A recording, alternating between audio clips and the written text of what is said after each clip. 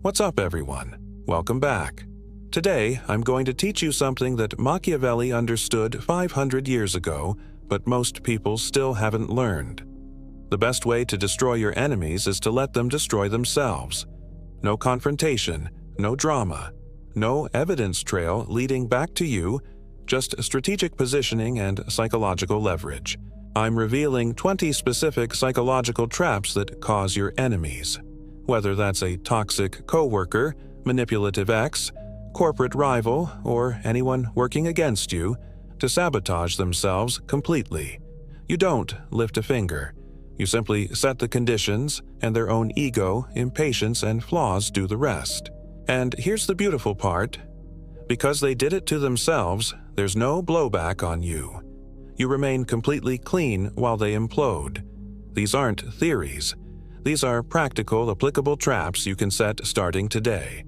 By the end of this video, you'll see conflict differently. You'll stop engaging directly and start thinking like a strategic master. Let's get into it. Before we get into the 20 traps, you need to understand the core Machiavellian principle that makes all of this work. Most people are their own worst enemy. They have predictable flaws, ego vulnerabilities, and behavioral patterns that make them easy to manipulate into self-destruction. Machiavelli wrote in The Prince that a wise leader should never do directly what can be done through others. Applied to enemies, this means never destroy them directly when you can create conditions where they destroy themselves. Why does this approach work? 3 reasons. First, plausible deniability. If they self-destruct, nobody can blame you. Second, inevitability. Their own flaws guarantee the outcome. You're not forcing anything, just removing obstacles to their natural self-destruction. Third, efficiency. Direct confrontation costs time, energy, reputation. Self-destruction costs you nothing. Now, here's the ethical framework before we continue. These tactics are designed for dealing with genuinely toxic, manipulative, harmful people who are actively working against you. Not for innocent competition. Not for people who simply disagree with you. Not for petty revenge. Use these against those who would harm you otherwise. The goal is protection and justice, not cruelty. With that clear, let's get into the 20 traps organized into 5 categories based on what psychological vulnerability they exploit. Category 1. Pride traps. These exploit the most universal vulnerability: ego. Almost everyone has more pride than wisdom, and that pride creates exploitable blind spots. Here are 4 traps that turn ego into self-destruction. Trap 1. The false competition. This is elegantly simple. You make your enemy believe they're competing against someone or something that either doesn't exist or doesn't care. Let me give you a workplace example. Your toxic coworker is obsessed with outperforming you. Instead of engaging, you casually mention that the boss is really impressed with another colleague in a different department. You're not competing anymore, but your enemy doesn't know that. They redirect all their energy into competing with this other person, burning themselves out, making mistakes trying to outshine someone who isn't even in the race. Meanwhile, you're working quietly, strategically, building real results. The psychology. Pride makes people need to win visible competitions. If you make yourself invisible and create a false competition, they waste energy fighting shadows. The self-destruction. They exhaust themselves, alienate others with their competitive desperation, and produce lower quality work trying to outpace a phantom. You do nothing except redirect their attention. Trap 2. The ego bait. This trap feeds their pride strategically until they overextend into self-destruction. Here's how it works. You publicly praise their abilities in an area where they're competent but not exceptional. You make them believe they're better than they are. Example: your rival thinks they're a great public speaker. You enthusiastically agree and suggest they should present at the major conference, handle the big client pitch, or lead the high-stakes meeting. They eagerly accept because you've fed their ego, but they're not actually ready for that level. They fail publicly. They overextended based on inflated self-perception you helped create. The psychology. People will accept challenges beyond their ability if their ego is sufficiently fed first. The self-destruction. Public failure that damages their credibility and reputation. You simply gave them the rope and the encouragement to hang themselves. Trap. 3. The public pedestal. Elevate your enemy publicly until they're so high that any fall becomes devastating. This works beautifully in workplace or social settings. You praise them constantly in public. You call attention to every small achievement. You create expectation that they're exceptional. What happens? The higher the pedestal, the more scrutiny they receive. Every mistake becomes magnified. Every normal human flaw becomes a disappointment. They feel pressure to maintain an image they can't sustain. Eventually, they crack under the weight of expectation you created. Example: your manipulative colleague takes credit for teamwork. Instead of calling them out, you publicly praise them as the genius behind everything. Now they're expected to deliver genius-level work consistently. When they inevitably produce normal work, everyone notices the gap between reputation and reality. The psychology. High expectations create pressure. Most people can't sustain artificially elevated images. The self-destruction. They collapse under pressure they can't meet, or their ordinariness becomes obvious against the exceptional reputation you built for them. Trap. 4. The comparison trigger. Let them destroy themselves trying to prove superiority. This trap exploits competitive pride. You never directly compete. You simply exist in a way that triggers their need to prove they're better. Example: your enemy is obsessed with status markers. You casually mention a skill you're learning, a project you're working on, or a connection you made. You don't brag. You just mention it neutrally. Their pride demands they do something bigger, better, more impressive. So they overcommit. They take on projects beyond their capacity. They spend money they don't have on status symbols. They make promises they can't keep. All to prove superiority you never challenged. The psychology. Insecure people must constantly prove their worth through comparison.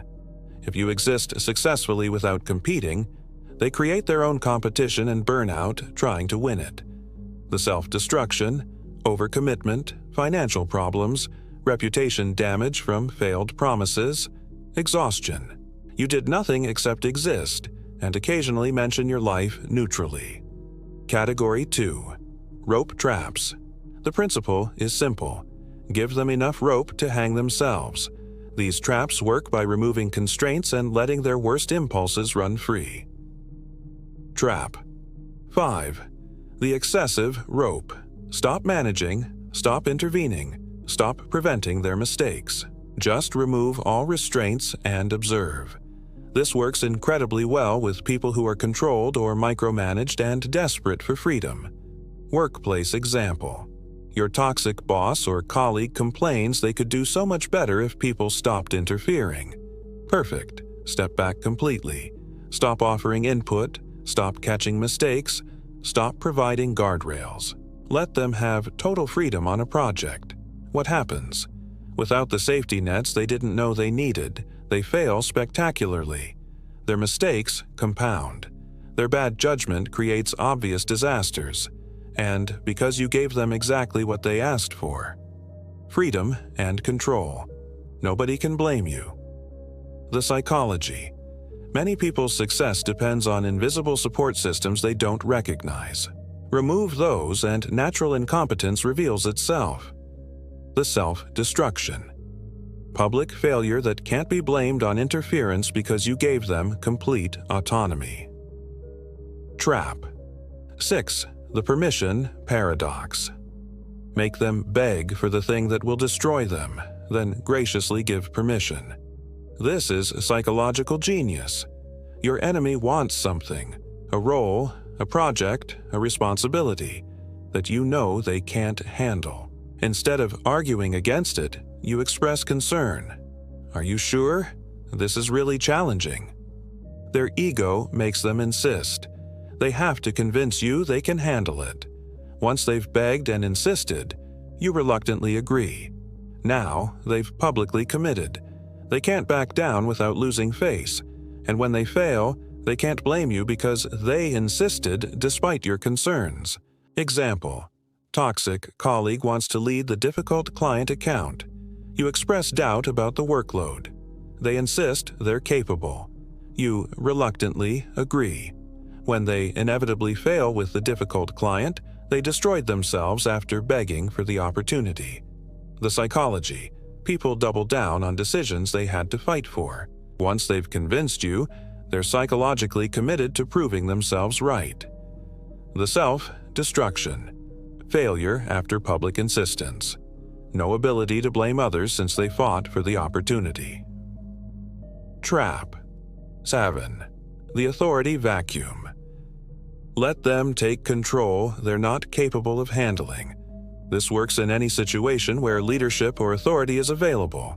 Your toxic colleague wants power, wants to be in charge, wants to make decisions. Perfect. Create or allow situations where they get exactly that. Step back from leadership. Let them chair the meeting. Let them make the strategic decisions. Let them have the authority they crave. What happens? Most people who crave authority lack the competence to exercise it well. They make poor decisions, alienate team members, create chaos. Their incompetent leadership becomes obvious to everyone. Example: manipulative coworker wants to run team meetings. Great. Let them. They'll either be dictatorial, alienating everyone, or chaotic, proving incompetence. Either way, self-destruction through the very authority they craved. The psychology: desire for power and capability to exercise it are different things. Give power to those who shouldn't have it, and they'll demonstrate exactly why. The self-destruction: their leadership failures are visible to everyone and can't be blamed on lack of opportunity. Trap. 8. The responsibility. Overload. Give them everything they asked for. Every responsibility, every project, every role they claimed they could handle. Pile it on. This is the "be careful what you wish for" trap. Your enemy claims they're capable of so much more. They could handle more clients, more projects, more responsibilities. Perfect. Give them all of it. Enthusiastically support their ambition. Load them up with exactly what they said they wanted. What inevitably happens? They overextend. Quality drops. They miss deadlines. They burn out. They fail across multiple fronts simultaneously. Example: arrogant colleague claims they're underutilized and could handle 3 times their current workload. Great. Give them 3 times the workload. Watch them collapse under it while you maintain your sustainable pace. The psychology: people overestimate their capacity when they're trying to prove something. Call their bluff by giving them exactly what they claim they can handle. The self-destruction: visible failure across multiple areas. Burnout, reputation damage, all from getting exactly what they asked for. Category 3. Mirror traps. These don't create new problems. They reflect your enemy's existing toxicity back at them until it becomes undeniable. Trap. 9. The strategic agreement. Enthusiastically agree with their worst ideas. This trap is counterintuitive but devastatingly effective. When your enemy proposes something obviously stupid or destructive, instead of arguing against it, you enthusiastically support it. You even help them implement it if possible. Example: toxic coworker proposes a terrible strategy that you know will fail. Instead of pointing out the flaws, you say, "That's brilliant. We should definitely do that." You document your support. Then you let natural consequences destroy them. When it fails, they can't blame you because you supported them. The psychology: bad ideas fail on their own. You don't need to prevent them. You just need to ensure you're not blamed when they fail. Strategic agreement gives them enough rope and creates documentation that you weren't the obstacle. The self-destruction: Their bad idea fails publicly with your support documented. They own the failure completely. Trap 10. The amplification mirror. Subtly amplify their negative traits until everyone else sees what you see. This works through strategic questions and neutral observations. Your toxic colleague is condescending. Instead of calling them out, you amplify it by asking innocent questions. Could you explain that again? I want to make sure I understand your obviously superior perspective. Done with enough neutral tone, this makes their condescension obvious to everyone watching. You're not attacking them. You're just reflecting their behavior in a way that makes it visible. Example: manipulative person constantly interrupts.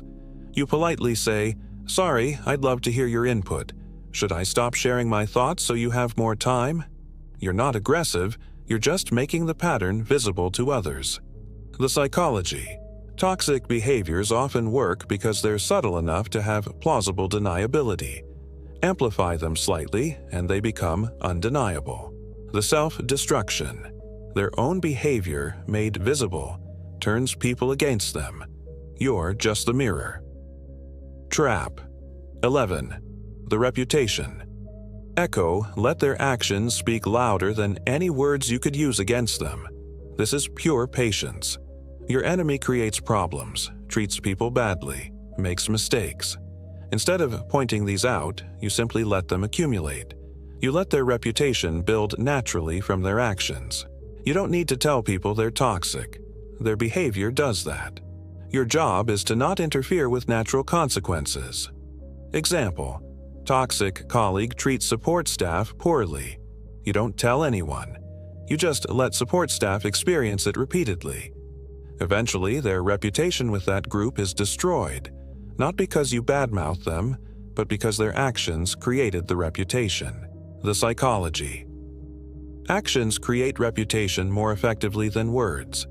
Your enemy is creating their own reputation with every interaction. Don't interfere. Just let it compound. The self-destruction. Their reputation accurately reflects their behavior because you let natural social consequences operate without interference. Trap 12. The pattern documentation. Their behavior creates evidence. Your job is just to ensure it's visible. This trap is about strategic documentation without editorializing.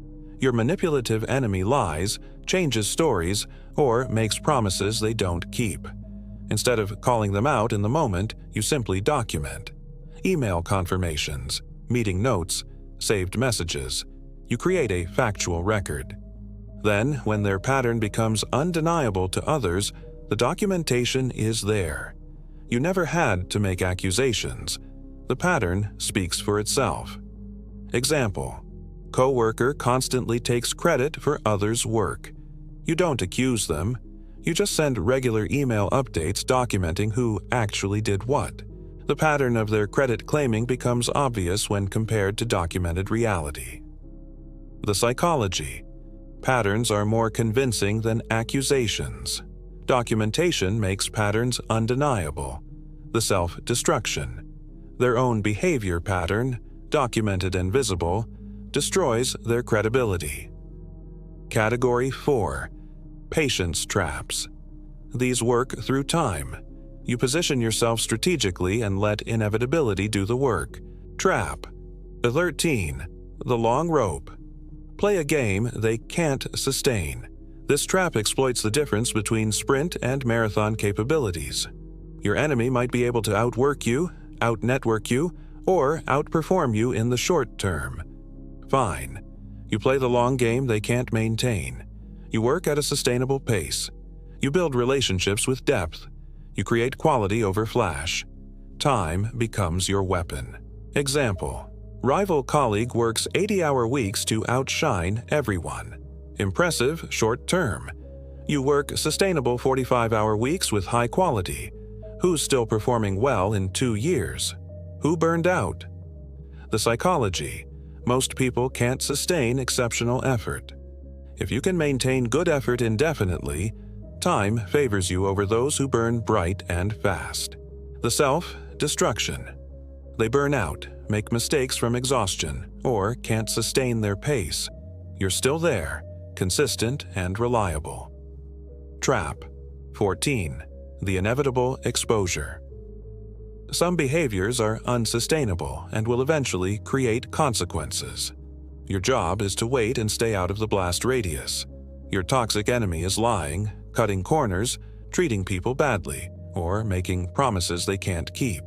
These behaviors have mathematical inevitability. They will create consequences. You don't need to force those consequences. You just need to wait for them and ensure you're not caught in the fallout. Example: manipulative colleague constantly overpromises to clients. You don't interfere. You just make sure your work is documented as separate. When they inevitably fail to deliver and clients are angry, the consequences hit them, not you. The psychology. Unsustainable behaviors contain their own destruction. Time simply reveals it. The self-destruction. Natural consequences of their own behavior, you just waited for inevitability. Trap. 15. The escalation encouragement. Let them dig deeper. When your enemy is making a mistake, don't stop them. Subtly encourage them to continue. They're pursuing a bad strategy? That's interesting. Have you thought about taking it even further? They're alienating people. Wow, you're really standing your ground. You're not making them do anything. You're removing hesitation they might have about continuing down a destructive path. Example: toxic boss is micromanaging everyone. Instead of pushing back, you say things like, "Your attention to detail is really thorough." Encourage the behavior subtly. Let them escalate until the team revolts or upper management intervenes. The psychology. People in the middle of mistakes often have moments of doubt. If you remove that doubt with subtle encouragement, they continue until the mistake becomes catastrophic. The self-destruction. They escalate their own destructive behavior beyond the point of recovery. Trap. 16. The self-destruction timeline. Know when to simply observe. This is pure strategic patience. You've set conditions. You've removed obstacles to their self-destruction. Now you just observe. You don't intervene. You don't help. You don't hinder.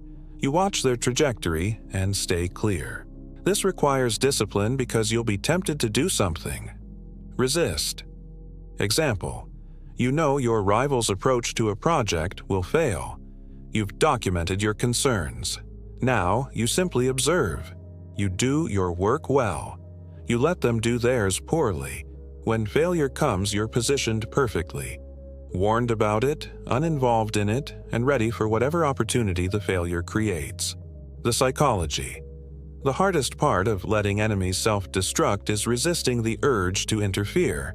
Sometimes the most powerful move is to do absolutely nothing. The self-destruction. Their trajectory plays out naturally while you observe from a safe, strategic position. Category 5. Isolation traps. These work by letting your enemy isolate themselves from allies, support, and goodwill. Trap. 17. The social rope.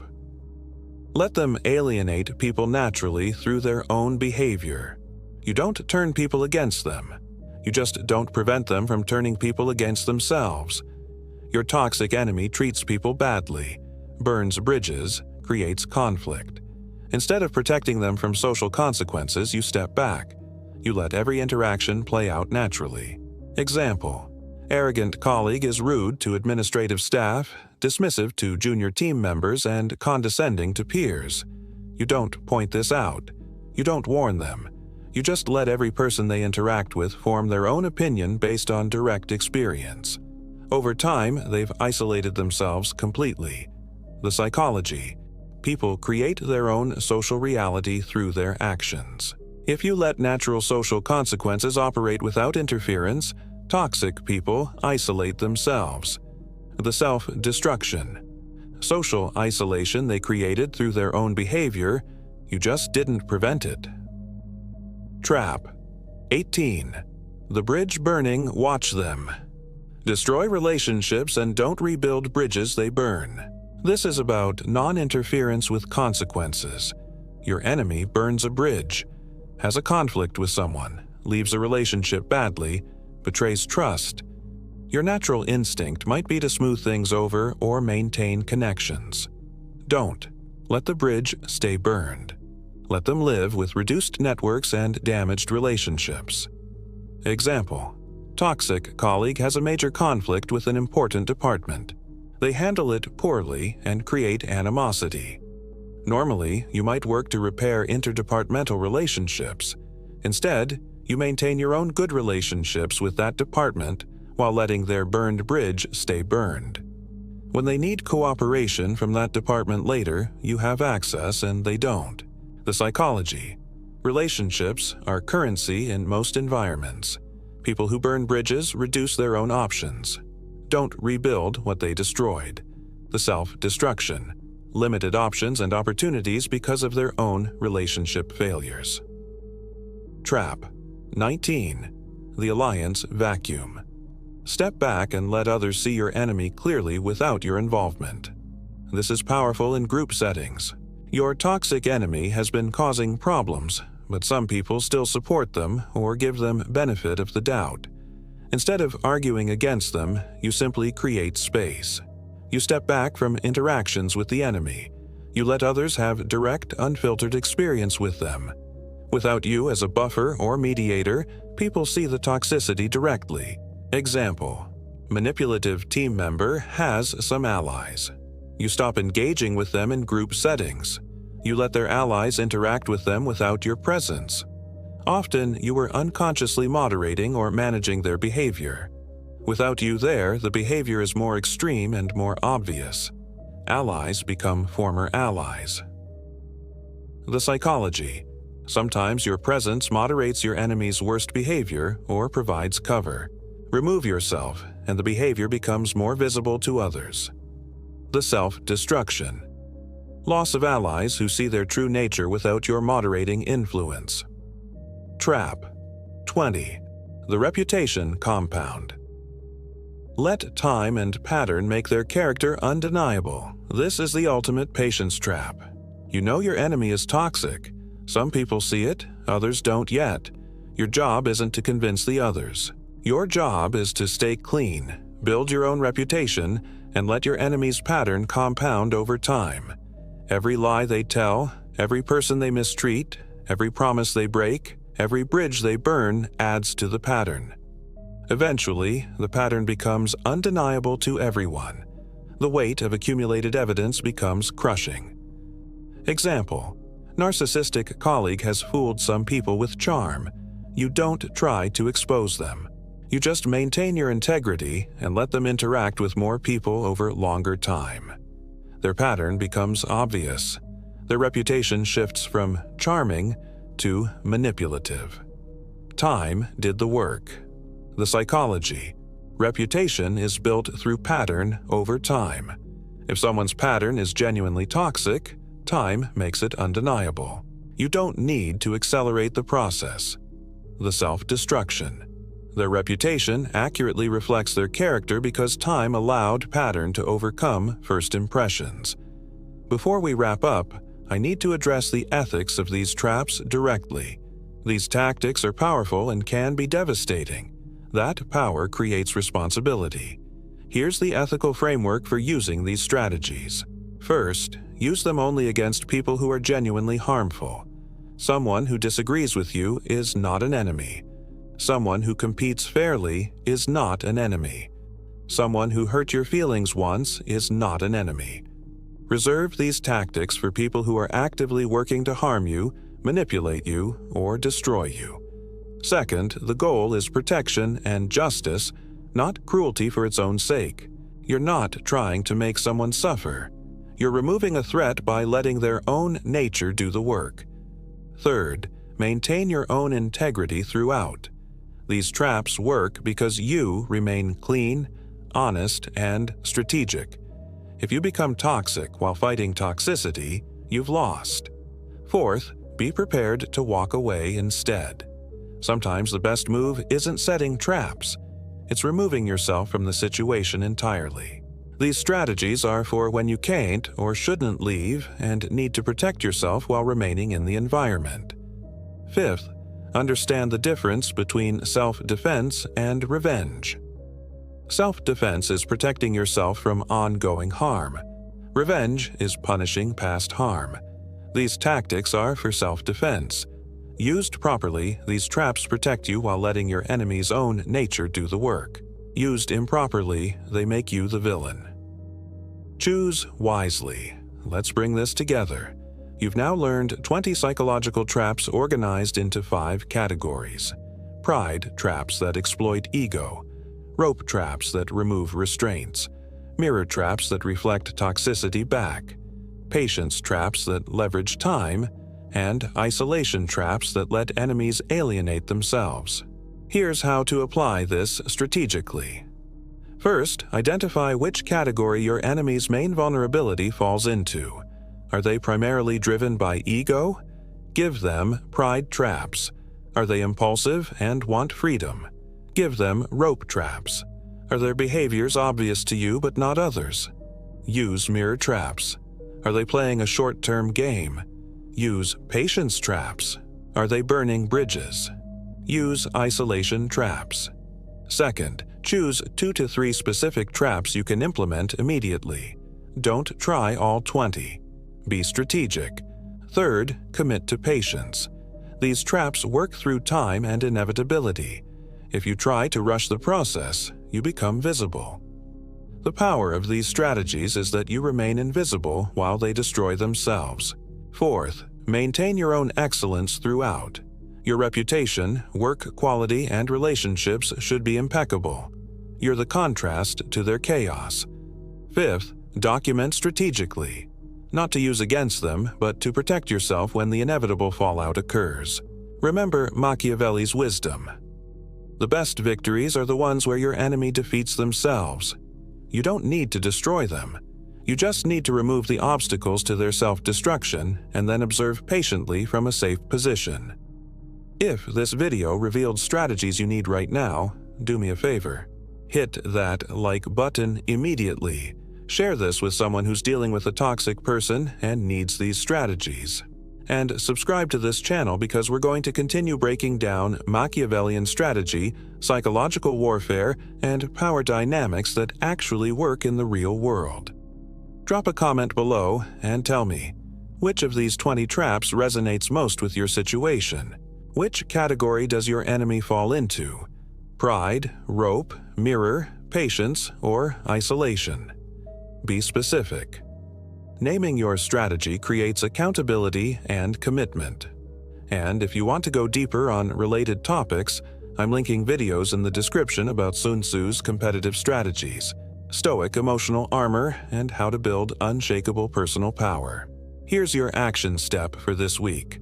Identify your enemy's primary vulnerability. Choose one trap from the appropriate category and implement it starting today. Don't announce it. Don't telegraph it. Just set the conditions and observe. Watch what happens when you remove yourself from direct conflict and let psychology do the work. Either they'll self-destruct and remove themselves as a threat, or they'll reveal exactly who they are to everyone watching. Both outcomes protect you. Remember, the ultimate power move isn't destroying your enemies directly. It's creating conditions where they destroy themselves while you remain completely clean. Stay strategic, stay patient, and I'll see you in the next video.